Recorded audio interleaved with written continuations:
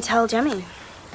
Something just changed, and if you felt it too, then you already know this is not just another episode. This is the moment everything we thought we understood about this story starts to fall apart. Because episode 8 doesn't just push the narrative forward, it breaks it open. And the scariest part, it doesn't do it loudly. It does it quietly, slowly, in a way that makes you feel it long before you can even explain it. The episode begins in a way that feels almost deceptive. There is a calmness to it, a stillness that almost tricks you into thinking you have time to breathe. But that calm is not safety. It is the kind of silence that exists right before something irreversible happens, and the show knows exactly what it's doing here. It is forcing you to sit in that quiet, to notice the small details, the glances, the pauses in conversation that feel just slightly too long. Because underneath all of it, there is a tension building that never fully releases. It just keeps tightening.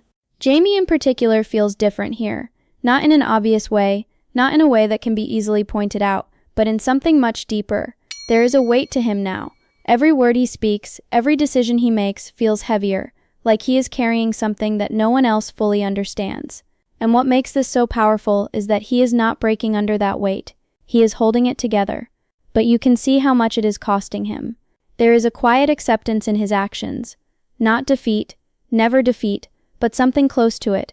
Something that suggests he already knows where this is heading, even if he hasn't said it out loud. And then there is Claire. And this is where the emotional core of the episode really starts to take shape. Because while Jamie seems to be moving towards something, Claire is pushing against it. She is searching, analyzing, trying to find a way around what feels inevitable. You can see it in the way she reacts, in the urgency behind even her smallest movements. She refuses to accept that things are out of her control. That has always been who she is. But in this episode, that determination feels different. It feels desperate. Not weak, never weak, but desperate in a way that comes from knowing too much and still not having enough power to change it. What makes this dynamic between them so devastating is how deeply connected they are, even when they are not saying everything out loud. There are moments where they are standing close, speaking calmly, but you can feel everything they are not saying pressing between them. It is not distance in the traditional sense. It is something far more painful than that. It is two people trying to protect each other from a truth that neither of them is ready to fully face. And the show lingers on that. It lets those moments breathe just long enough for you to feel uncomfortable. Just long enough for you to realize that something is slipping. At the same time, the world around them is not waiting. The political tension that has been building all season does not stay in the background anymore. It starts to move closer, to feel more immediate, more dangerous. And what the episode does so brilliantly is how it weaves that external threat into the personal story. It never feels separate.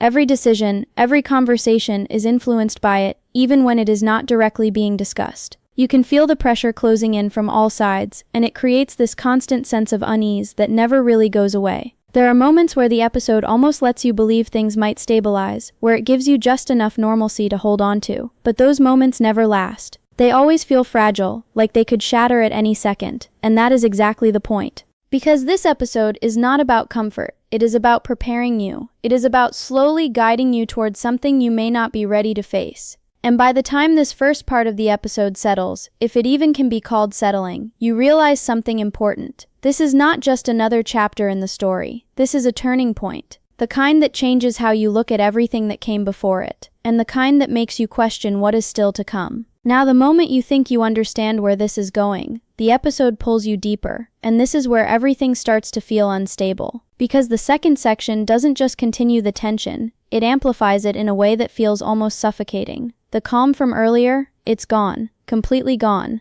And what replaces it is this constant sense that time is running out, even if no one says it directly. You start to notice how quickly things begin to move. Conversations become sharper, shorter, more urgent. There's less space between actions, less time to think, and that shift in pacing is not accidental. It mirrors exactly what the characters are feeling. That sense of being pushed forward, of not having the luxury to stop and process what's happening. And that's what makes it so intense to watch. You're not just observing it, you're caught inside it. Jamie's presence in this part of the episode becomes even more powerful, but also more unsettling. Because now there's action behind that quiet acceptance we saw earlier. He's making choices, stepping into situations that feel dangerous in a way that goes beyond physical risk. And what hits the hardest is how deliberate he is. There's no hesitation, no second guessing. It's like he has already weighed every possible outcome and decided that this is the path he has to take. And that kind of certainty, it's not comforting, it's terrifying.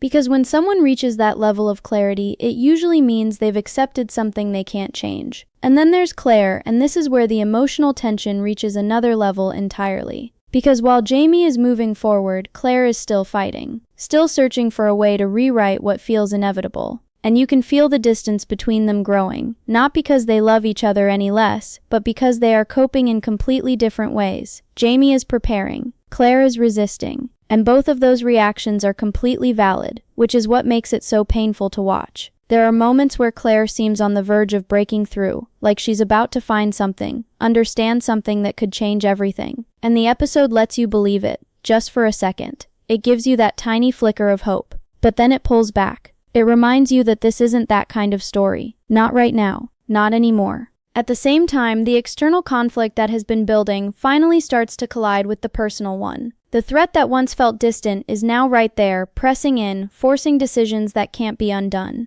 And what makes this so effective is how the episode doesn't separate these two layers. The war outside and the emotional battle inside are happening at the same time, feeding into each other, making everything feel heavier, more complicated. You can see it in the way characters react to each other. There's less patience, more urgency. Emotions that were once carefully controlled start to slip through. And it's not explosive, not yet, but it's enough to make you feel like something is about to snap. And then we get to those moments that don't rely on dialogue at all. The looks, the silences, the pauses that stretch just a little too long. This episode trusts those moments, and that's what makes them hit so hard. Because sometimes what isn't said carries more weight than anything that is. You start to read into everything. Every glance feels like it means something. Every hesitation feels intentional. There's one particular stretch in this section where everything slows down again, but this time it doesn't feel calm. It feels heavy, like the air itself has changed. And in that moment, you can sense it clearly. This is the point of no return. The line has been crossed, even if the full consequences haven't hit yet. And what makes it even more unsettling is how the episode doesn't announce that shift. It doesn't give you a dramatic signal or a clear turning point. It just happens, quietly, almost invisibly, until suddenly you realize there's no going back. By the end of this section, the tension isn't just building, it's locked in place. Every character is exactly where they need to be for what's coming next, whether they realize it or not. And as a viewer, you can feel it.